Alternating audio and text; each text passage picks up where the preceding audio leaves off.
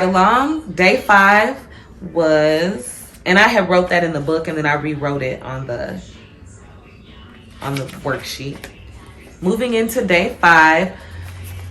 Here's day 5. Okay, so common thinking errors in anxiety and depression. By now you may have begun to recognize recurrent errors in your thinking. While everyone's thoughts are somewhat unique, in the previous chapter we considered predictable themes that show up in depression and anxiety. Let's revisit these themes as we consider the common thinking errors in each condition. So depression, I'm not going to read about Alex because I've done enough of that, but if you deal with depression, look for signs that your thoughts about yourself are harsher than they need to be based on facts. When we take a close look at our depression-related thoughts and assumptions, we often find they're unfounded or at best loosely based in reality. Also look for thoughts that start with I should. These kinds of thoughts are often heavy-handed and not based in reality. This is so true. So then it says, skipping down, he did some work with Alex, and I often use the word I should or I should have. And it's usually like the I should have is definitely harsher, and it makes you feel bad because I didn't do that. And so when I say, oh, I should have did this or I should have done that, I didn't in the moment. And that's okay. The next time, hopefully, I'll be able to handle it differently. But the I should have, it's not based in reality because the situation already happened. So why beat myself up anymore? But so it says, if you've been depressed, summarize below any errors you've become aware of in your own thinking. What led you to recognize them as errors? Example, I assume people don't like me once they get to know me, even though a lot of evidence suggests my friends like me. Like the fact that 2 people text me this week about getting together. That was the example. What did I write? Oh, okay, my depressive thought. I assume that bad things are always going to happen to me once I start feeling like good things have happened. Yeah. I often say to myself or in prayer, I'm afraid I'm going to mess everything up. The truth is, I can't mess up God's plans. I need to relax and take it easy on myself. And then I also wrote, accept the good and bad. Be grateful for both. One, like the bad, is maybe a lesson. The other, a bonus. And then now we're going to get into anxiety. Aren't you so glad for like God's grace?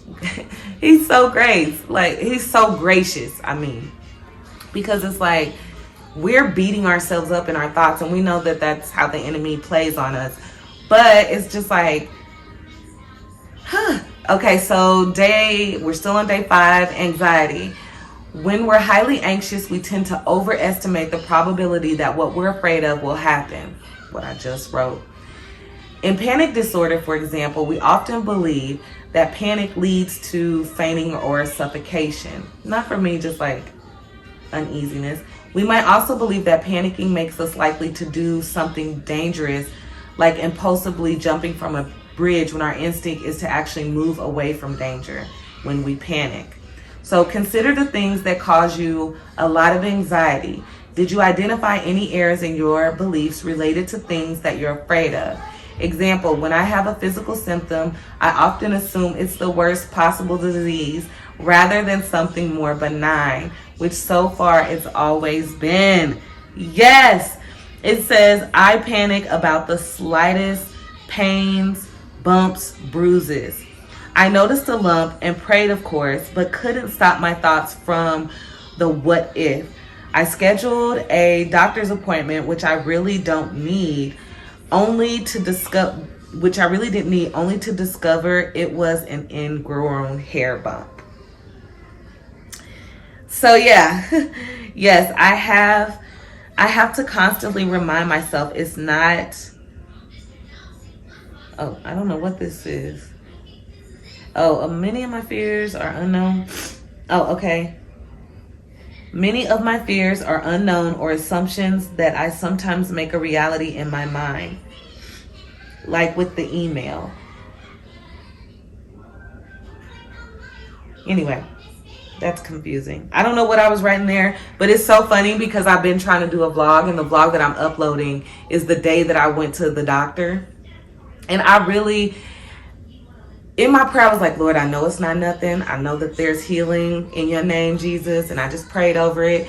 And I knew the reality was I had overexerted myself.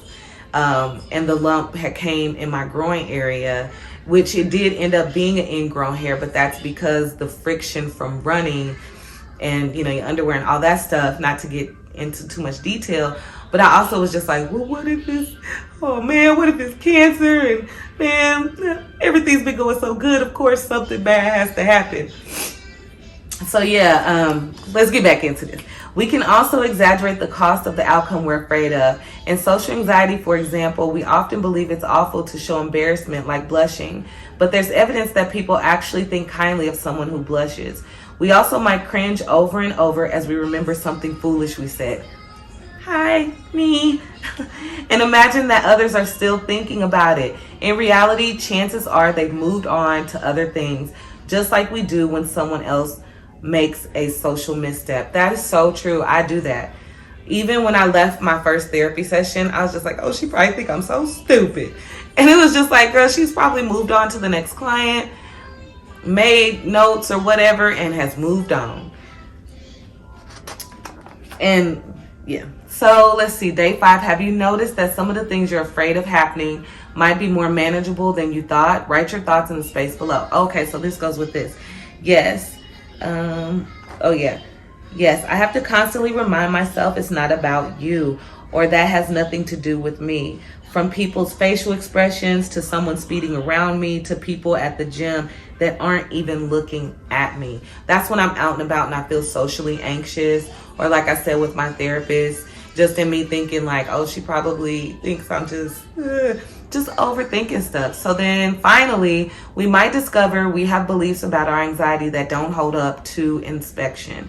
As we discussed in the previous chapter, we are often afraid of our own fear, believing we can't handle it if we get too scared, or that being very afraid is dangerous. We often think we'll be overwhelmed if we face our fears and that somehow they'll destroy us. Yes. Did you discover errors in the way you think about your own fear? What led you to think that the thoughts are not correct? This must be this. So many of my fears are unknown, or assumptions that I sometimes make a reality in my mind are not a reality. Again, with the email I had to pray and speak out loud, I don't truly know her intentions or motives or mind, thoughts or heart. So to sit around and think she sent this because of this or that is a waste of time. Because unless I ask her or she says it, I don't know. I was also reminded that you shall know the truth and the truth shall set you free. So if I don't know it to be true and I don't feel free but trapped in my thinking, I am believing a lie. It's best to move on and let it go. Day 6, identifying your core beliefs and fears. Last week, we looked at the ideas of a core belief and a core fear. Alex recorded several episodes of her upsetting thoughts, and she identified the following core belief. So this is Alex's diaphragm, and her core belief is I'm a failure. I have a lot of core beliefs. I feel like I'm wrong. I'm a mistake. I feel like I'm a failure sometimes. So I'm not going to get into Alex because, again, Alex is similar to me. This was such a blessing that week 4 was about a mom. So it says, each of us can identify our core beliefs and fears based on what you've observed of your thoughts so far. What common themes and errors emerge in your thought records? So let's go to... Yep, I'm going to mess things up. I messed up.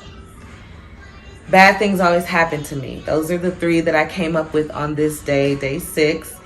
And I circled I'm a mess up. This was actually the 22nd. And I said, so in doing the diagram, I'm a mess up. I should be better. I'm a bad mom. I should be doing more around the house.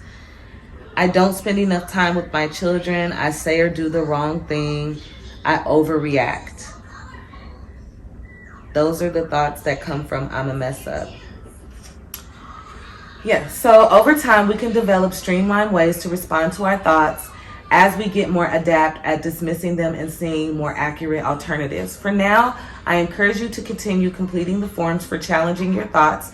Structured practice is a good investment in learning the skill well. This week, choose 3 triggering events and complete the challenging your thoughts form for each. So that's why I wrote those 3. I'm going to mess things up. I messed up. Bad things are always going to happen to me. And so I just shared that one with you. And then bad things always happen to me. Received a frustrating email. I'm always feeling a pain or a bump or a bruise. And actually I wrote down at the bottom, I've moved on from this. There are bad moments and good moments to life. Learn from the bad. Relax on the good moments. Don't rush life. Yes, I was blessed to receive that during a run. It was a super windy day on this day, November 22nd, and I was running at the track, and one of the legs, the wind was just against me. And I had a run like that a week or so before that, and the run was just a struggle. It was a challenge, and I was like, Lord, I feel like everything is against me in this run and in life.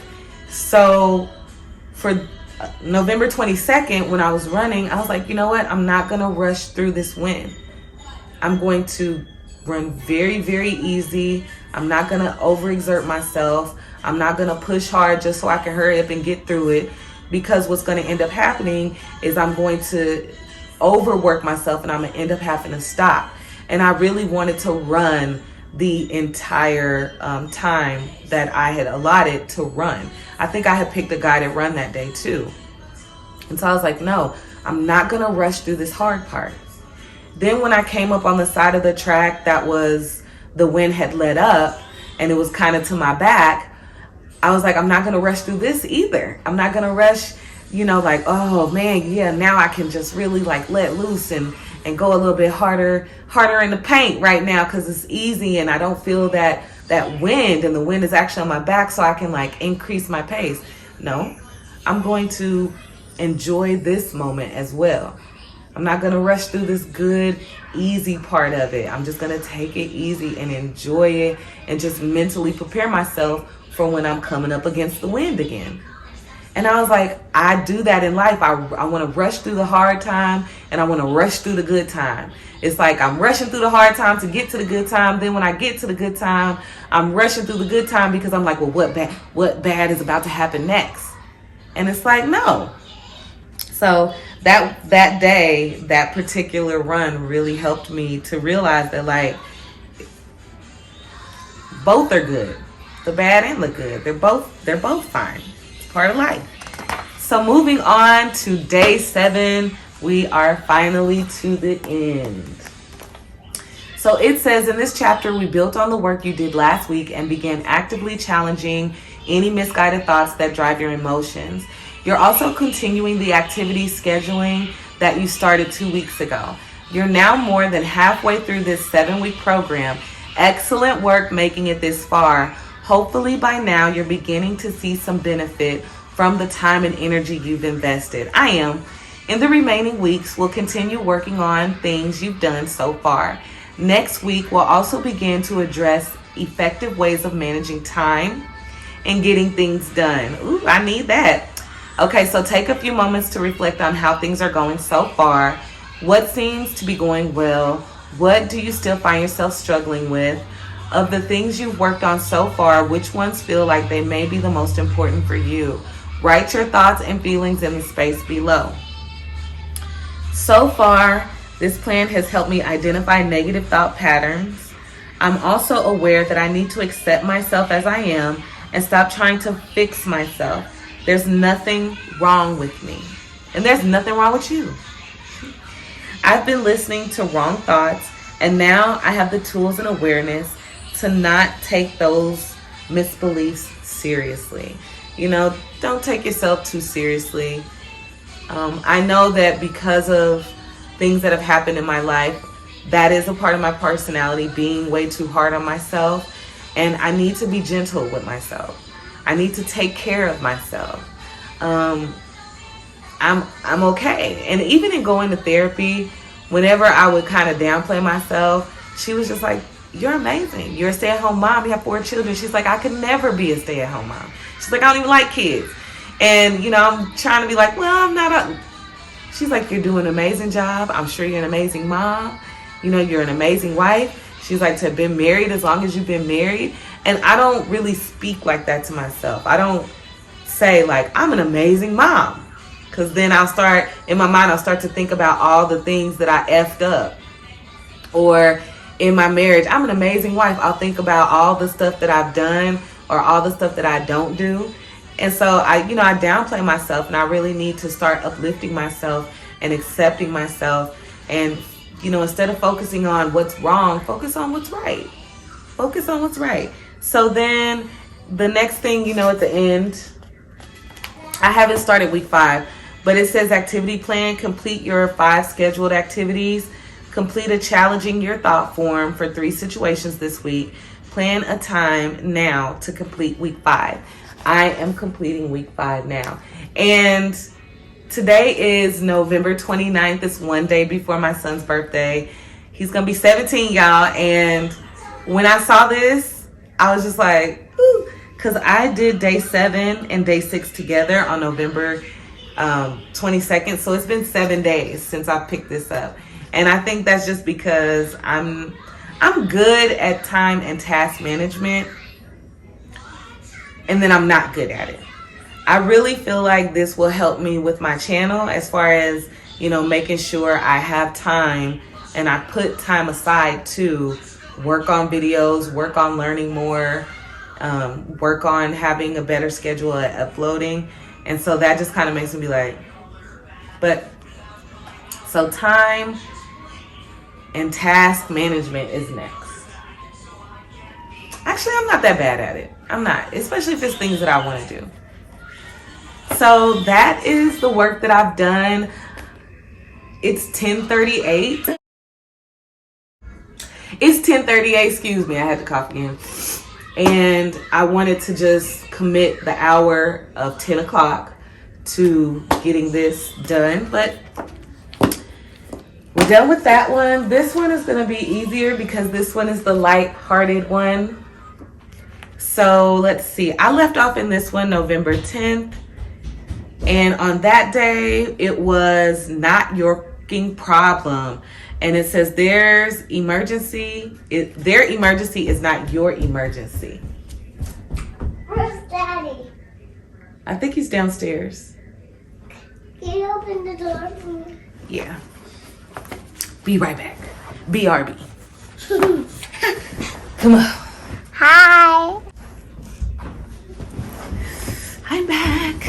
Okay, let's rock this out, guys. I'm actually on time with what I wanted to do. So their emergency is not your emergency. This is a good one, especially having kids. I have to learn that, hey, calm down. I'm not about to drop everything that I'm doing right now at this moment. So it says, not your problem. Being helpful and conscientious of others are leading characteristics of people who are not assholes. But being a good person doesn't mean you have to panic, bend over backward, or ruin your day every time someone else's actions have negative consequences for them. You made your bed, lay in it. I make my bed, I gotta lay in it. You made your mistake, own it. I make my mistake, I gotta own it. Don't let someone else's frenzy be your frenzy. Instead of cleaning up their mess for them, how can you take a step back and empower them to do it themselves?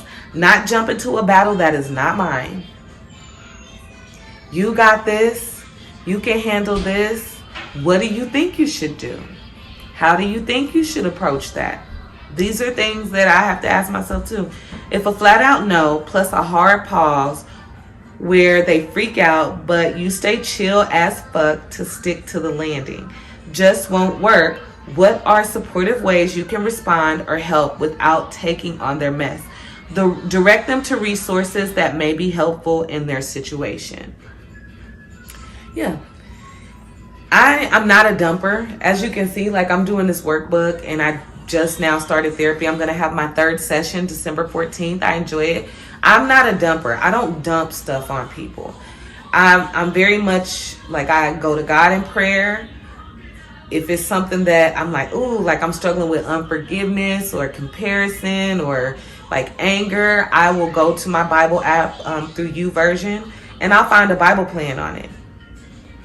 I'll find a Bible plan on that subject, and, you know, I'll try to work through it. I'll go for a run, you know, I mean. So then the next time I picked this up was November 19th, and it says, Carpe Diem. Seize the moment, cause tomorrow. Oh, seize the moment because tomorrow you might be dead. Buffy Summers, Buffy the Vampire Slayer. I love Buffy. The original Buffy, the movie. So it says, in this fleeting existence we call life, it'd be a damn shame if you opted out of doing enriching things. Look at this. Butter and jelly, Cool. peanut butter. Things that were entirely within your reach because you were too scared to try. She must have been like, find this for me, Daddy. Whether it's going on that impromptu road trip, making out with that dream bro across the bar, or doing that extreme sport while also wearing a helmet for, well, all those things, you have to take advantage of the positive opportunities that present themselves to you. What stopped you from taking advantage of these chances in the past? Being afraid of what others think, how I may look to people.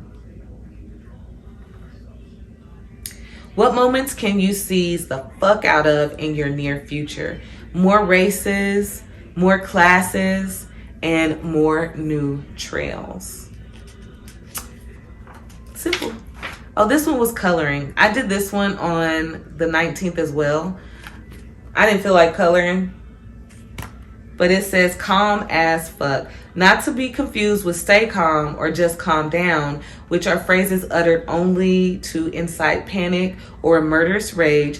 Being calm as fuck is the truest form of tranquility. It's the kind of serenity that turns the flickering neon lights of stress down to gentle sunset hues. Color your way to calm with this happy illustration and let in the warmth of your new calming light. I think I was very calm this day. I was like, I don't want to color. So November 22nd. Yep, that's where I left off there. November 22nd. Your fear of looking stupid is holding you back. RuPaul. What did I just say? The preview on the 19th. I said, being afraid of what others think. How I may look to people. Think of a time when one of your friends acted super fucking goofy, made a scene, and had a blast because they didn't care what the fuck other people thought of them.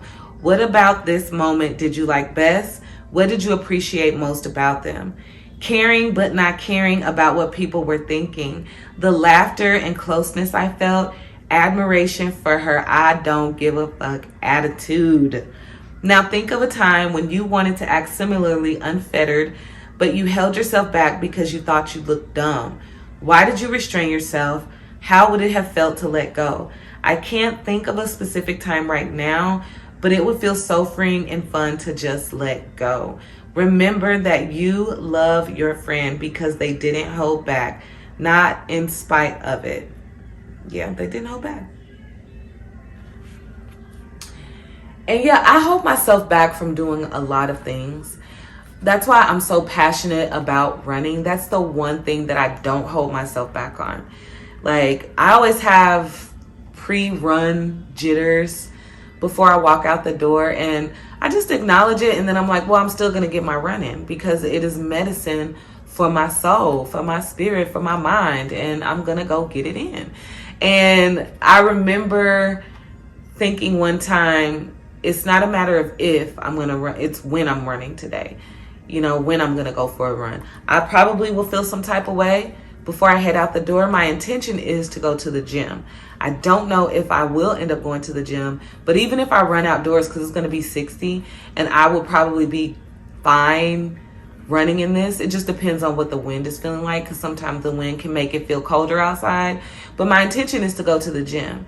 And I know that a part of me is going to be hesitant because of what I got on. And I'm going to look in the mirror and be like, oh, look at this little puff. Or, oh, you can see, what is it called? My fupa?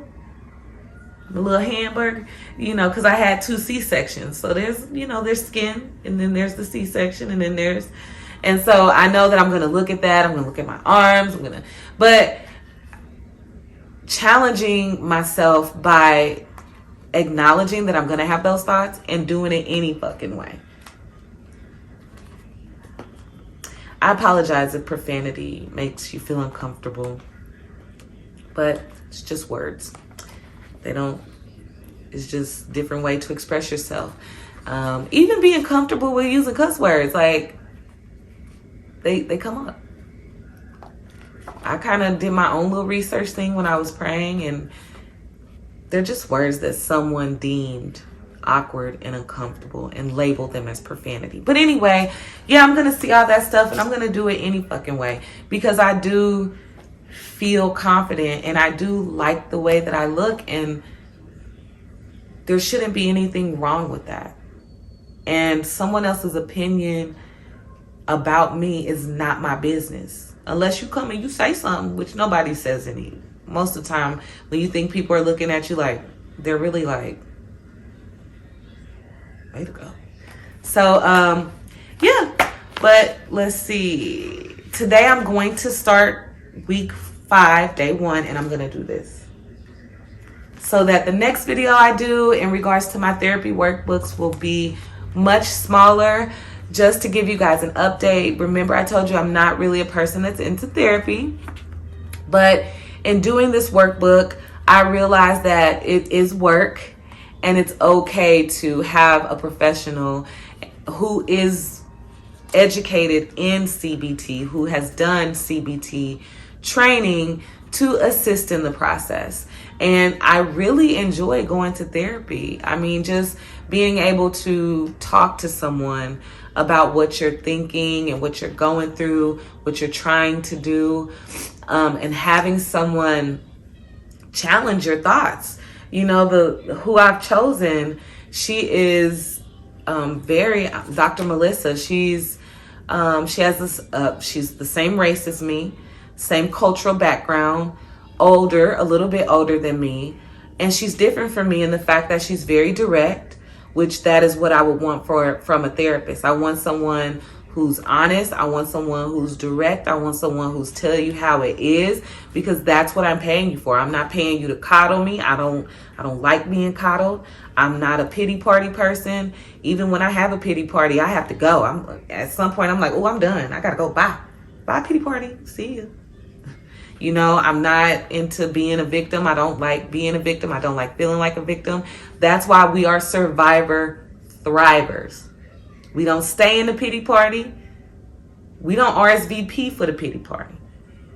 You know, we don't like to be looked at as victims. We like to be looked at as survivors who are thriving in this life. So that is why I wanted to call myself, as well as any of my followers, any of my subscribers, like, we're survivor thrivers. We're not victims of our past. We're not victims of past abuse. We're survivors. You know, we survivors and we thrive, okay? So anyway, done with this, done with sharing this with you guys. Coming up to the end of this. Can you guys believe it? We're coming up to the end of this, and I'm going to have to start looking for new workbooks to do. I had a 3rd workbook, but I actually gifted it to my friend's daughter. It's her 14th birthday, and I just was like, oh, this would be really good to give a teenage girl. It was about loving yourself, and it was activities on loving and accepting yourself. So I might either go rebuy it on Amazon so that can be the next workbook we do, since I need to work on love and accepting myself. Or I may find just something different, but we're coming up to the end, guys. So thank you so much for coming along with me on this journey. Thank you to my 3 subscribers. I greatly, greatly appreciate it. It is so motivating. I like to, again, watch vlogs, and I like to watch different people, and I always go back. Like if they've been doing YouTube or whatever 3 and 4 and 5 years, I like to go back and see where they started from. And it's so encouraging to see where people grow. Like normal people like you and me, how they grow is so encouraging. And it does feel good to see those 3 subscribers. And I was listening to, I think, Lovely T.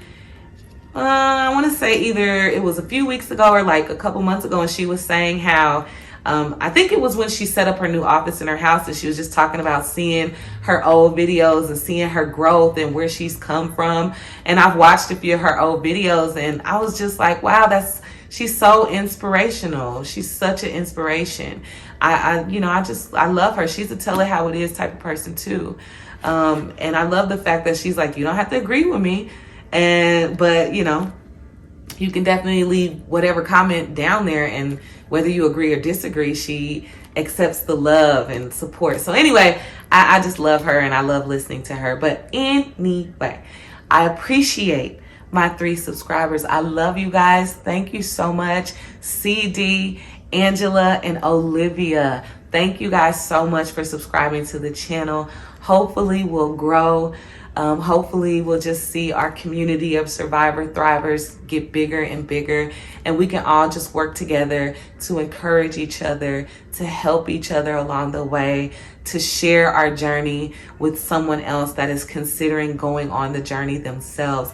It is not easy. Week 4 was not easy. Week 4 was when I had my breakdown, where I realized that, hey, maybe I need therapy. It was maybe I need therapy. And, tackling negative thoughts, tackling core beliefs, it's challenging. It's really, really hard. And that is another reason for my channel. It's like, you don't have to do it alone. You can follow along with me, or if you want to watch the video and the work that I've done, that's fine too. If you're somebody that's not there yet to where you want to go to therapy, but you're not alone. And that's the number one thing I also want to express in this channel and to share. You're not alone. You're not alone. In this world, you will have trouble. You will. And that's okay, because then the scripture says, take heart, for I have overcome the world. And that's our Lord Jesus saying that. So thank you guys so much for rocking with the channel. Let's continue to grow. If you are new, thank you so much for stopping by. No matter how much of this video you watch, I greatly, greatly appreciate it. And if you enjoy the content, go ahead and subscribe to the channel. Click the little notification bell so that you know whenever I upload, and you can watch a snippet of whatever I'm talking about that day. I hope that you guys will enjoy my vlogs. And just thank you so much. Leave a comment. Definitely leave a comment. Thank you so much. And as always, you matter. And may God grant you good health on my behalf. Peace.